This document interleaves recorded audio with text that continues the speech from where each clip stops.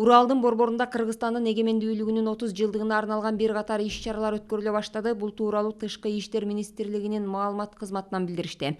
Аймактагы башкы консулдук тарабынан Екатеринбург китепкана борбору менен биргеликте режиссер Айбек Дайырбековдун дара кыры көркөм тасмасы көрсөтүлдү. Майрамдык иш-чарага шаардын мамлекеттик органдарынын, чет өлкөлүк консулдук мекемелердин өкүлдөрү жана коомдук ишмерлер, диаспора уюмдарынын лидерлери жана активисттери, мекендештердин арасынан жаштар катышты. Россиянын Тышкы иштер министрлигинин Екатеринбургдагы өкүлчүлүгүнүн башчысы Александр Харлов эгемендүүлүк күнү менен жылуу куттуктап, кыргыз элине тынчтык жана гүлдөп өнүгүүнү каалады деп айтылат маалыматта.